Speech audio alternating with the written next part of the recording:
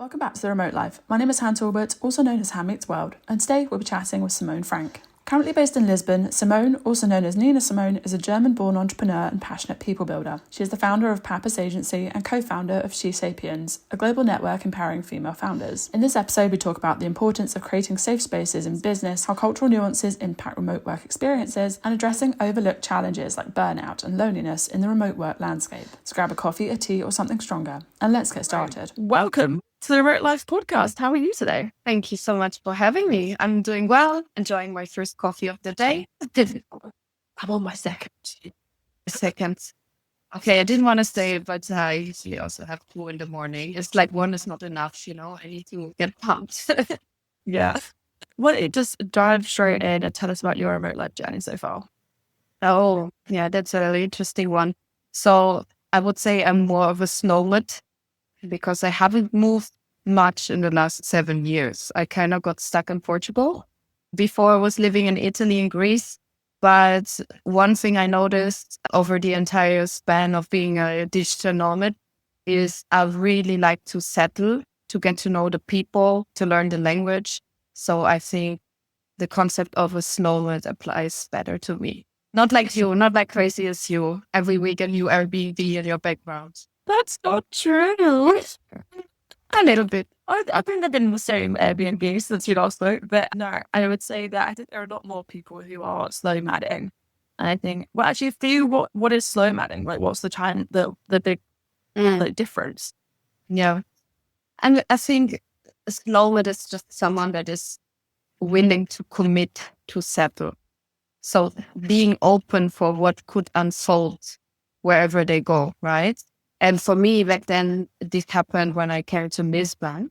I just came here for traveling to get to know the country. But then I could sense this energy and I just felt like, oh, I have to make roots here because I feel something really exciting is happening. And yeah, it did. Nice, yeah. I just like to clarify also that I think I've literally moved 90 degrees around the table since we last spoke. I'm still in the same Airbnb. I'm taking a bit parsley right now. Well, I mean, that's the beauty, right, of meeting online. You can always switch the angles. But I will say that I think language is a huge part of how a lot of us do like to connect with, I think, destinations. And I think also that we don't talk enough about how being able to actually take the time to learn a language, and how much that can transform your experience of a place. 100%. Yeah. Yeah, I went to this event in Villa in Lisbon a couple of weeks ago. And I think most people did speak English and Portuguese. But it was still so incredible to be in a space where a lot of people were connecting with the community. And it was so many different people from so many different places. And it was really awesome to hear both all these people just coming together with these amazing ideas as well. Yeah. Anyway, getting off track. Tell us more about you and the work that you do. Tell us about SheSapiens. Tell us more. You already spoiled it. Okay, so, I'm a community builder and ecosystem builder. I work as an entrepreneur since 6 years, and I've built several communities across several organizations to have really a look into how can we expand their missions in an impactful and resilient way.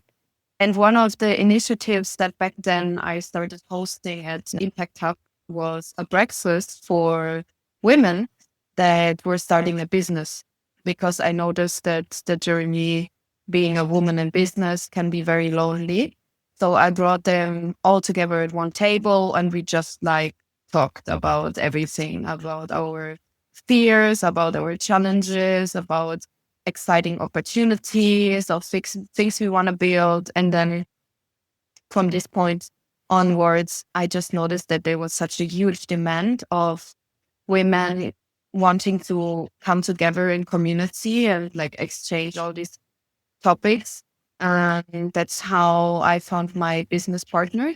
And we founded SheSapiens. Amazing. And I had the opportunity to actually come to one of your meetups in Sarah back in January, I think it was. Yeah, one of the first ones, yes.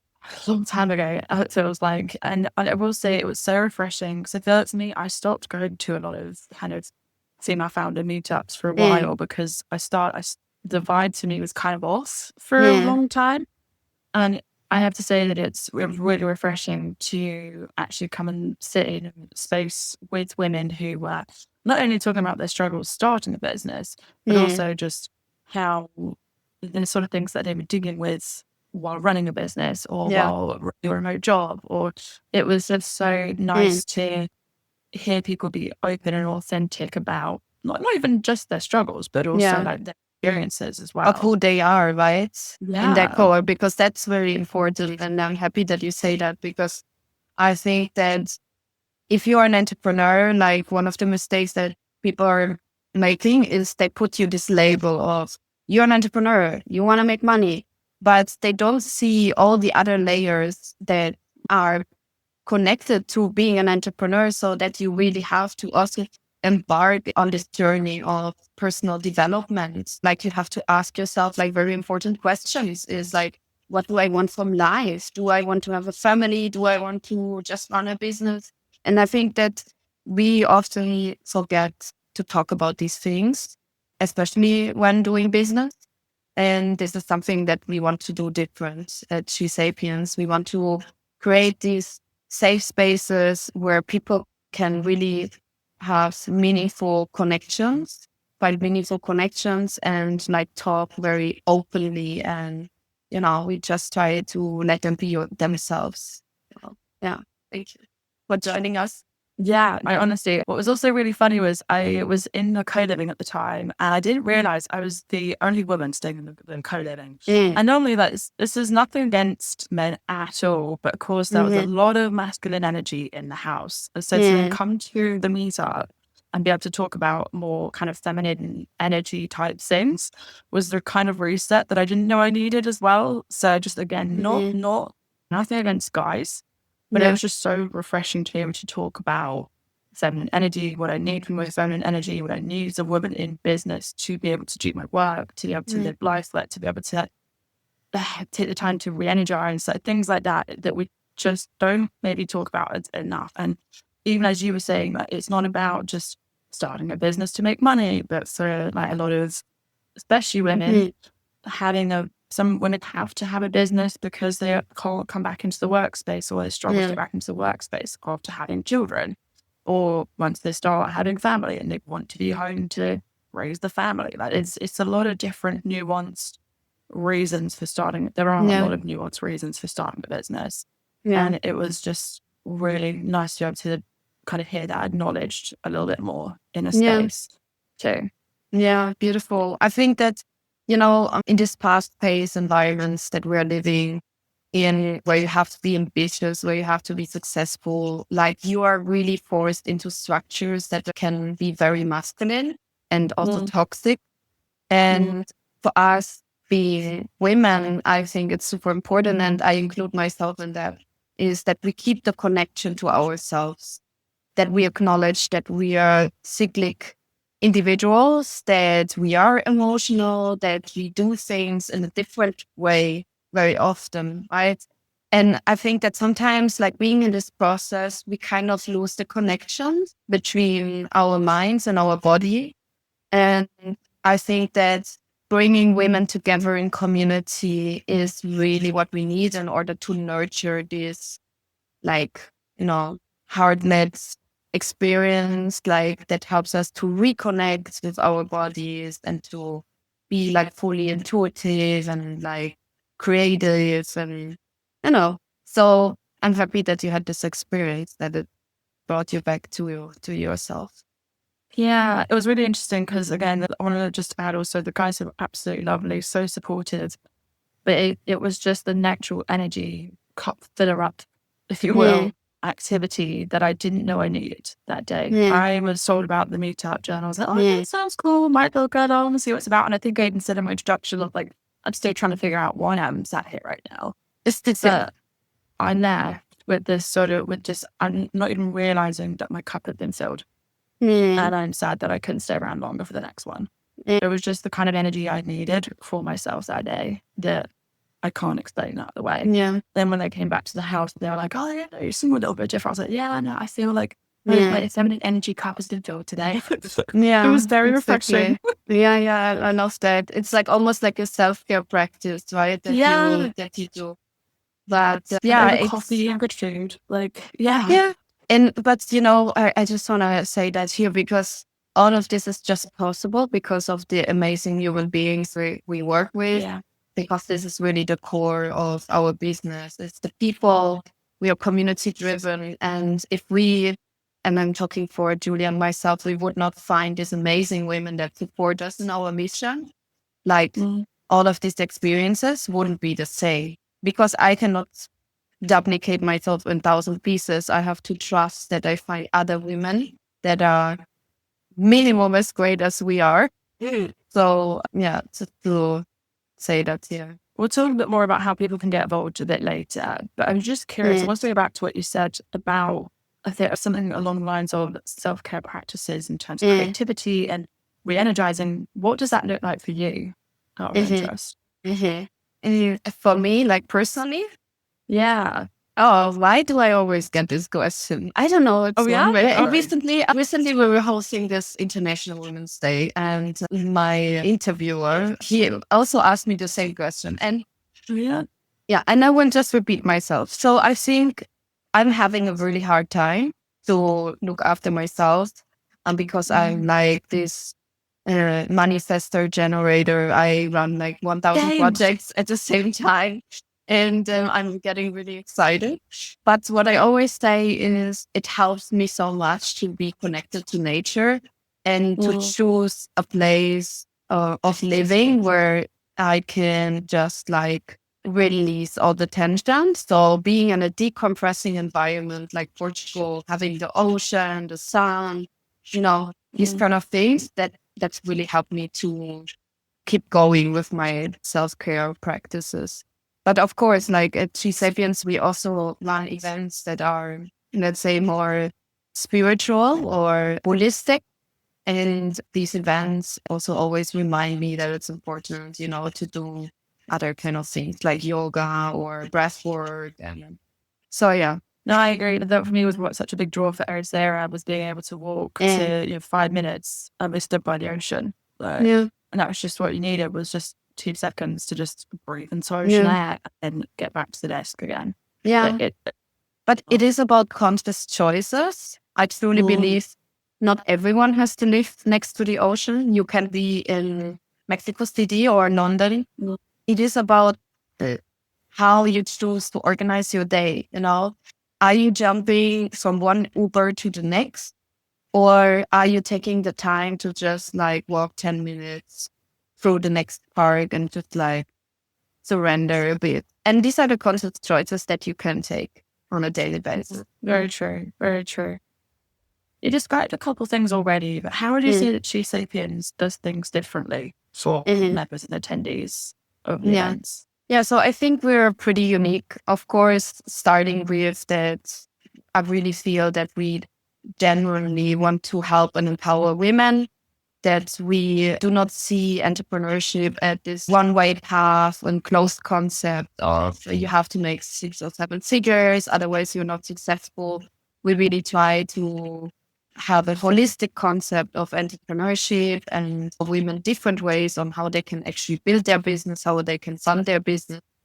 And then in the end of the day, events is one part of our business, but we have an entire online ecosystem where we bring all of these women that join us in different countries and different cities together. So the intercultural aspect of our network, I think, is super important, that we all get together and sit on one table, that we all get together and learn about important topics in business online. And this is what really, I think, removes the barriers, and where we get together as women and we have these healing experiences, because we notice that it doesn't matter where you grew up. It doesn't matter in which kind of cultural context you're doing business. In the end of the day, we have the same struggles, the same opportunities, and we can support each other. That's the magic, I would say.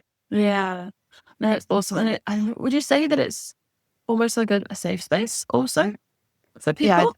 Yeah, definitely. I would say that's one of the best words to describe it. It is a safe space. It's where everyone, regardless of where they are in their journey, can get together and they're supported and they're celebrated for their wins. But at the same time, you are also always welcome to just start crying and like, fill your cup of tea.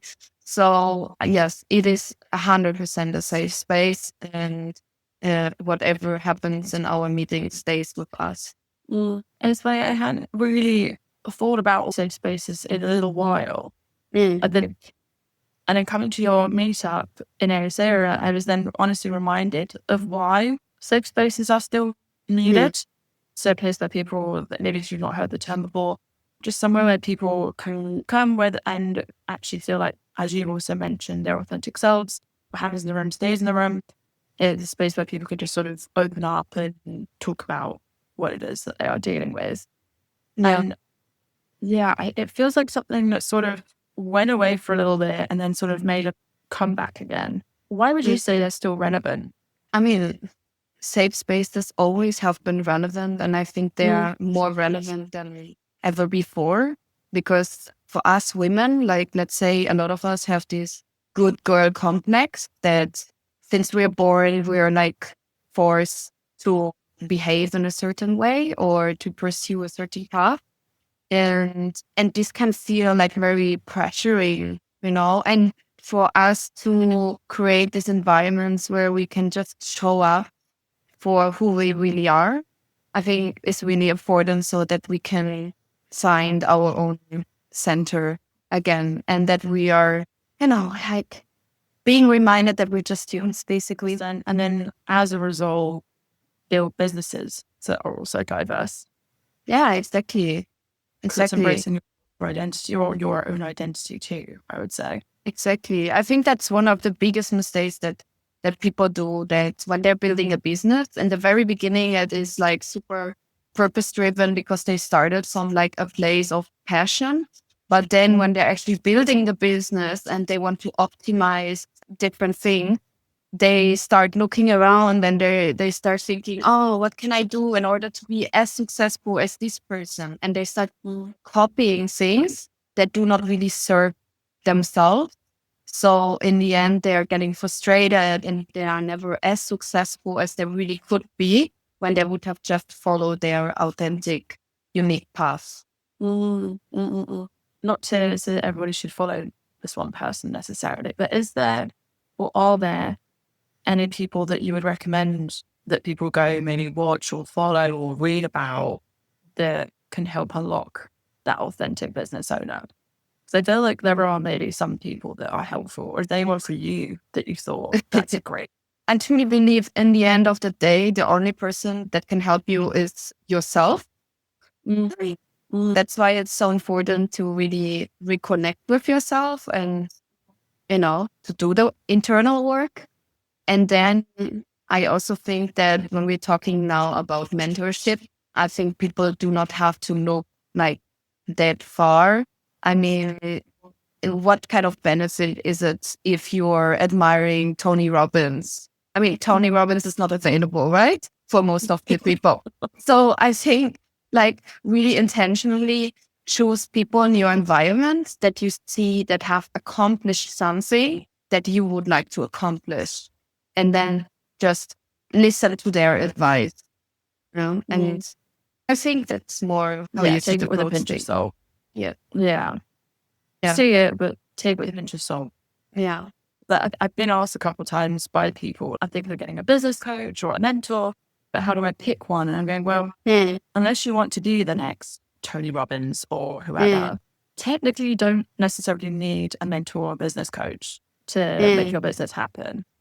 Because I find that it's helpful to read a lot of things or watch a lot of things, but ultimately, as you said, it's your business and you've got to take what applies to you and your circumstances. And again, like how you operate as a person, not even just as a business person, but as a person. Because I know a lot of the kind of earlier hustle style ways of working would not have worked for me. I would have burned out and I did burn out. So yeah, that's an important topic that you open here now. burnout. Cool. But going back to what you just said, I think another important point is it's not you who chooses your business mentors. It's them who choose you as the student. Oh, interesting. How do you mean? Because in the end of the day, like the master chooses its students, not vice versa. So for me, and that's maybe a bit of provocative thought here, especially in the digital nomad world with all these individual entrepreneurs. I'm not a big fan of all of these coaches out there, or business coaches, and the way they are like making business and being salesy, because there is not one method that fits to all. I truly believe that the master like chooses students organically. Sometimes you are confronted with people in your life that I'll give you an example. Like very often what happened to me when we onboard new community leaders for SheSapiens is like, I meet them, I see their potential, and even more important, I see myself in their personalities, but maybe 5 years back. And then I just think, oh, how can I help them to not make the same mistakes I did? And then I'm kind of like adopting them. And this is how they become like very close to me. And I really can develop this intrinsic motivation of like really bring them to a place where they could be. That's true. The couple of times I have sought out mentorship, it's normally been in a context of, unless you've got a problem you want me to help fix, you don't need mentorship. That's also the approach I've had from people, which is like, okay, that's confronting, but okay, cool. Yeah, that's true. Yeah. So I feel like we've covered so many ways and interesting conversations, like topics, mentorship, safe spaces, like the community, everything. I'm just curious how you would maybe advise people on dealing with the sort of cultural nuances around these sorts of things. It's something that obviously generally I'd say a lot of us are aware of, but at one of your meetups, people were talking about like how in Portugal, like being a woman, like there are certain cultural nuances and how like that relates to running a business versus like the conversation that we've had in the UK and women starting a business. I'm not saying like one of them's like better than the other or anything, but how do you personally advise people deal with these sort of cultural nuances, or like do you think there's much of a cultural impact on these sorts of conversations? Yeah. So since 85% of our SheSapiens members are foreigners in to them foreign country, we always advise that they should just come with an open heart to be really open for new ways of people doing business, getting to know different, for example, startup ecosystems, initiatives they can get involved, and then just try to adapt and have patience. And I think patience is so important, like to not expect that things work out in the way you are used to it overnight is really important. So, and we have these differences in, especially when we are looking in Europe to the northern and the southern countries, that we have high context and low context cultures. And whereas in Germany, if someone says like, yeah, I'm going to buy your program, they most likely hold their word and they're going to buy your program. But in Portugal, people are more of a high context culture, which means they need way more touch points in order to feel secure or build a certain trust to you as a professional until they fully commit and they say yes. And if you are impatient and you cannot wait for them to be ready, you lose because you may appear rude or you are pressuring. So it's just like try to observe how people are doing business and are behaving in life in general, and then just be patient and try to adapt. That's such an interesting observation. I never would have thought about that, but it makes so much sense. And like even down to how people communicate, just even in terms of like where best to find people, or like, yeah, it's so different by country, by location, like everything. Yeah. But in the end of the day, it's like find your tribe. That's why we do create your safe spaces, because you can only adapt like to a certain degree. You should never change like the person you are in the end of the day, it's important that you stick to your values and that you know who you are and that you flow with the people that are similar to you. I think that is the best success recipe in business anyway. It's like find your tribe and get supported by these people, and then everything will be okay, actually. Yeah, and having a support system. That's another thing that I feel like is not talked about enough. Like, what is your support system? Not just for your personal life, but also for business life too. That is, so many underrated conversations. Yeah. Go check out SheSapiens. That's the answer. And feel like there's also some subtle, nuanced conversations that maybe aren't talked about also in the remote work space. Is there anything that you think we don't perhaps talk about overall, like as much as we could do? We're covering a lot of these today. Yeah, I think that there are like a few topics that are kind of neglected by society. And I think one of them is definitely burnout or anxiety. And I noticed that recently because we were starting to host events for aspiring founders. And when we hosted the first edition, like 80% of the people that were sitting in the room told us that they want to pursue their own business path because they were going through burnout. And so I thought, okay, for the second edition, let's look for someone that is an expert in burnout and that can help us or give an inspiring talk. And I was looking in all these networks and I couldn't find any professional that can provide like proper guidance or anything. And I just noticed like, wow, these topics like burnout and stuff are still so invisible. And especially in the remote working field industry, it's like almost like it doesn't exist. But I think it's so much more common for people that work remotely, because if you work remotely and all you need is your laptop in order to do your work, it is so easy to get stuck behind a screen and to not stop. And then you forget your healthy habits, to move, to eat, to sleep. And this is really a big, big topic that I think needs to be addressed now. I agree. And also to add on to that, I'm guilty of doing this. The people who obviously work remotely and travel don't talk about the fact they're balancing exploring and visiting a new country with work and managing that while also managing your rest efficiently or managing your diet efficiently and socializing time versus alone time and like actual the other things that build up to working remotely successfully as well.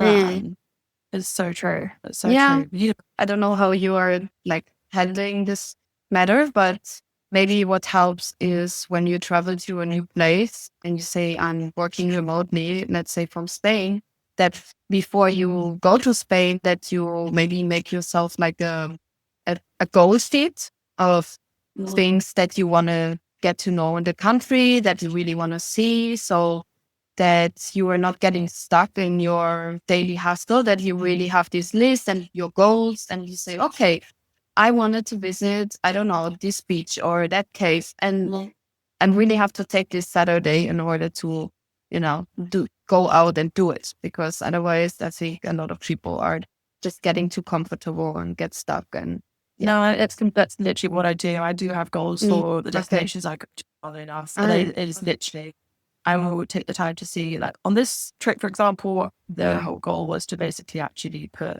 you're doing deep work. But I've done one tour already and I have one more in mind. And that's it, like the whole month. Whereas everything else is about rest and recuperation after a couple of weeks of intense conference meetings and socializing. And that was the purpose of that trip. Yeah. Everything works differently for different people. Yeah. Obviously, like if you're a night owl, then you don't want to have to feel like you're waking up at the crack of dawn to do things. Sometimes you can go places and just see the things we want to see. But a lot of people also get caught up in, well, I saw this TikTok video that like said that this was the top hidden gem or whatever that you've got to see in this place. And then they probably go and actually are really underwhelmed because it was not what they wanted to see. So 100% goals is or before you get there is the best thing to do. And also, this is why I hate also talking about digital nomads, like hotspots or like best places to go if you are a remote worker, because it's never been about going because someone said it's a top destination and all about why are you going for you? Like what is important to you as a destination? And I think, technology can help. And maybe this is the moment where I can announce that I'm also involved in a different business that is targeting a business traveler and is trying to solve the pain of loneliness for business traveler and digital nomad. Because this dream of that you go to your dream destination and then you find your dream community is very like illusional. I think it actually takes a lot of work for most digital nomads to find their tribe and to really have this kind of community feeling. So technology can help, and I'm invested in an application called Met Instead. So what Met Instead does is you have a profile, and then when you're traveling, let's say you're traveling tomorrow to Madrid and you are only 2 days in Madrid, instead of like getting lost and getting stuck behind your computer, you can look for people inside on the application to do things together. And doing things together that do not necessarily have to be like super exciting, like visiting like sightseeing places. It can be just like, let's go for lunch together, or let's go to this concert together, or I'm gonna have to drive 30 minutes to the airport on Monday. Maybe I can share a ride with someone and have an interesting conversation meanwhile, like to create these small interactions while you are traveling alone. I think it can be very impactful. I agree. They're some of the most fun memories I have are of those kinds of interactions.